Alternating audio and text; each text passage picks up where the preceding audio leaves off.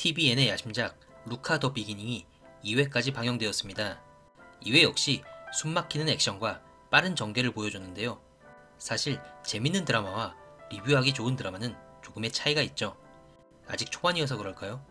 루카는 보는 재미는 분명히 있지만 뭔가 추리를 하거나 뇌피셜을 할 만한 리뷰 소재는 아직까지는 없어 보이네요.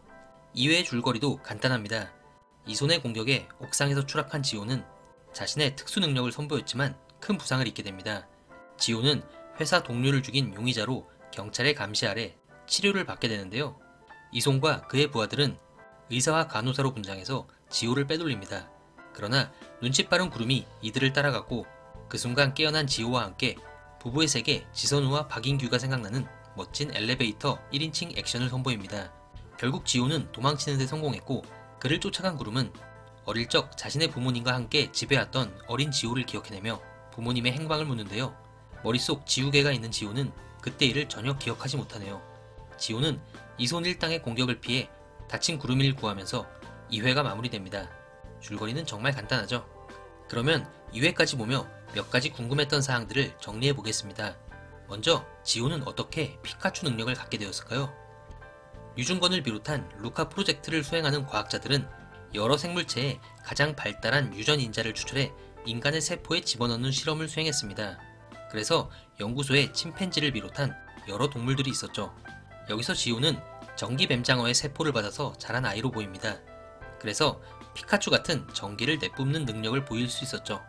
지호의 성공 이후로 유중건 박사는 어린아이와 전기뱀장어의 조합을 집중적으로 연구한 것으로 보입니다. 2회에 나온 연구소 장면에도 아이와 뱀장어의 투샷이 있었죠. 즉 지호를 잃어버린 유중건은 지호와 같은 생물체를 다시 만들기 위해 수많은 아기들에게 전기뱀장어의 세포를 주입하며 실험해온 것으로 보입니다. 그리고 그 아기들은 성당의 교주인 황정아가 공급책이 되는 것으로 보이네요. 그런데 지호의 능력은 점점 진화하는 것으로 보이죠. 단순히 전기를 내뿜을 수 있는 것뿐만 아니라 사람 몸을 감전시키기도 하고 주변을 폭발시키는 힘을 보여주기도 합니다. 한편 달리는 지하철 소리에 괴로워하는 모습도 보였는데요. 뱀장어류의 물고기들은 청각에 상당히 민감하죠. 아마 지호에게 뱀장어의 세포가 이식되며 그들의 습성까지 닮아가는 것으로 보입니다. 또한 지호와 구름의 어린 시절 기억이 나왔었는데요. 연구소에 갇혀 지내던 어린 시절 지호는 누군가에 의해 그곳을 탈출할 수 있었죠. 구름이의 아빠가 엄마에게 오늘 하루만 지호를 데리고 있자 라고 말을 한 것을 보면 구름이 아빠가 그 연구소의 연구원이었을 확률이 커 보이네요. 그런데 어린 지호는 어린 구름에게 피카를 외치며 공격을 했었죠. 그 이후로 구름이는 부모님의 행방을 알 수 없게 되었는데요. 아마 지호를 찾으러 온 프로젝트 진행자들이 지호를 숨겨줬던 구름의 부모를 잡아간 것이 아닐까요? 지호는 피카 공격을 한 뒤 스스로 몸을 숨겼거나 또 다른 누군가에 의해 그곳을 피하게 된 걸 수도 있겠네요. 한편 3회 예고편에선 이손이 지호가 누굴 구하는 모습을 처음 봤다 라고 말하는데요. 이손과 지호는 단순 쫓고 쫓기는 자가 아닌 과거부터 어떤 연이 있었던 것 같은 느낌이네요. 이 둘이 어떤 악연으로 이렇게 앙숙이 되었는지는 좀 더 지켜봐야 할 듯합니다.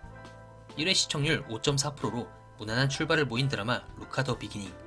살짝 단순하고 클래식하다는 평도 있지만 제가 볼 땐 킬링타임용으로 보기엔 충분한 드라마로 보입니다. 다만 3회부터는 뇌피셜을 좀 더 펼칠 수 있는 방향으로 전개가 되었으면 하네요. 그럼 저는 다음 리뷰로 다시 찾아뵙겠습니다. 감사합니다.